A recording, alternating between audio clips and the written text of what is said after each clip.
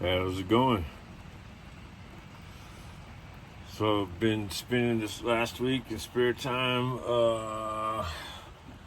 filling these ribs with insulation. They're hollow right there, and then taping over all the little bitty holes so none of the insulation fiberglass stuff comes out. And then been cutting these, putting them on. There's like a arch, back here, so it's arching, not that drastic, but enough where I didn't want to have to bend the wood to go from that corner to that corner, so I just cut a little section and self-chap screws right in there. And then I have some full length going on the indentions. There's like these kind of risen indentions right here, so I got a full length 8-footer going all the way down there, 8 foot, which I still have more room. But before I did put these ones in, I put this insulation, this foam core insulation, and still got to put a piece right here. Getting ready to put a sheet of plywood up here, which is 4x8, so I'll have like a little bit of a gap right here still to fill on both sides. But just kind of show how things are going there. It's a rainy Montana day, first day full of rain. May have to rename Montana Mud-tana, but there's gravel rock right there, so not too muddy. Not too muddy, buddy, but so this van had these lights already installed. It was a mobile office, and these are like some really nice lights. 6 of them on the ceiling with the yellow light. Here's the bag. It's like a 6-inch light. There's yellow light, and I'm not digging it too much. I think I could take it apart and put a different filter on it, make it more frosted or something like that, but I don't like the yellow light. And the only way that these actually work is if the motor is on, and I flip the switch right here. So I think I'm gonna do some different kind of lighting. But this is the airbag gas tubes, which can be deleted. You take this switch off. I already took them off one time, but there was a thing on my dashboard that said that there was a problem with the airbags, so I put it back on. But if these airbags ever blow, oh my goodness, it's gonna be crazy. Well, hopefully that won't happen. I already caught a big old crazy rock to the windshield, and it got a crazy spider web of cracks going on the windshield, so that sucks. But other than that, just trying to get this. This will have a shield that comes down. I got a pillow that stuffs up in there, square one. Yeah, so there's like some of my stuff. Here I built out this bed. Folds up. Like I put, it just folds up like that. So I'll be able to get at stuff underneath it. Got a little bit of storage there underneath it. But that's what's going on this van build out on this 2019 Ford Transit T350.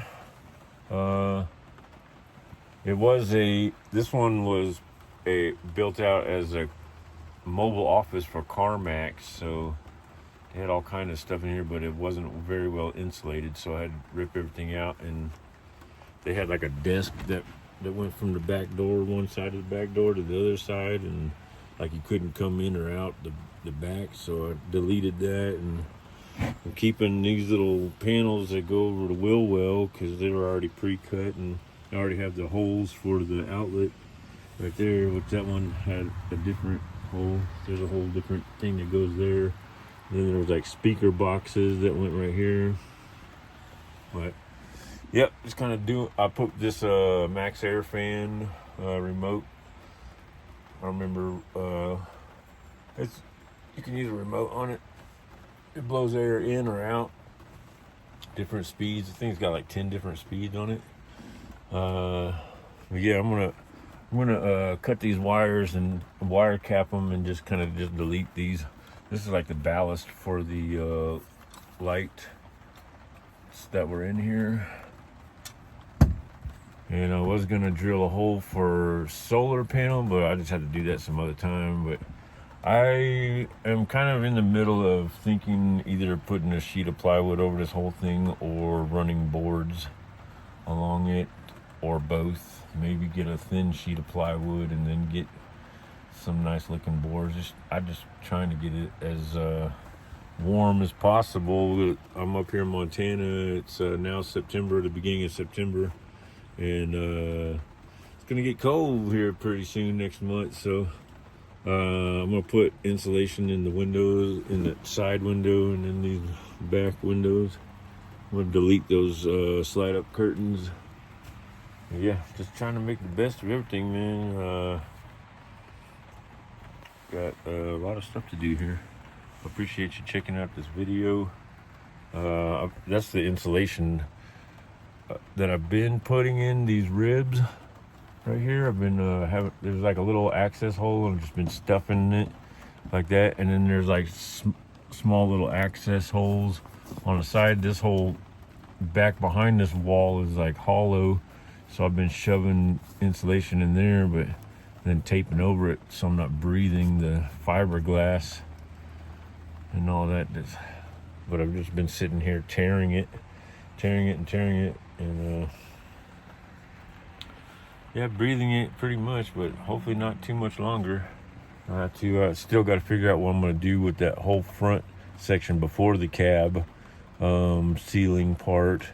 Probably just going to do the same thing I did here, just a little bit wider stretch. From the front to the back, it's a little over 10 feet, all the way from there to way up there by there. But yeah, just try to make it happen. And then I think I'll put a sheet of some insulation tied up against here, and then run something just flush, basically to right up there somehow, either piano hinge it like I did in my step van, but we'll figure it out. I was trying to make the best out of all the space, and then I'll be able to go through all my stuff and figure out where its place is gonna be. But I got a little bit of sawdust, aka man glitter. Got a little man glitter going on here. All right, y'all. These are the bolts. Tex self drilling screws, metal to metal, 1.5 inch length, 5/16 head, 20 to 12 gauge metal. These ribs are pretty thin, but it still take a little pressure to push that through. Whenever I go to drill one of these holes, I actually have a bit that I bought for this, and it's got let's see, it's all clotted with wood right now, but it only goes so far into the one. It's like a 1x3, so it only goes like so far, and then so the head of this bolt screw right here only sinks in so far, and then the self-tapping part clinches on or drills through there, whatever you call it. So it's pretty tight, you know. It's pretty tight. And then whenever I put the plywood and whatever up there, be pretty good. Figure out what finishes off. That I still have some of the parts from whenever I took stuff out of here, so I gotta see if I can salvage any of that and manipulate it to fit in some places, you know. But yeah, this thing has been pretty handy getting these drilled out. And then I follow up with this one. Got that 5/16 head, and then what I've been doing is, so I run the screw up in there until it touches the metal, and then I've been backwards. I've been applying pressure upwards, but then running it backwards, so it's kind of like chamfering out the hole, boring out the wood hole. So whenever I do go to screw in, it's not making the wood come down. It's actually just like allowing the screw to go through there. And then when the screw catches, then it just goes and sits right up in there. And then the head of it is actually flush with the wood right there. So I'm going over it. You know, sometimes I don't get all the way there, but at least not a whole head sticking out, you know. So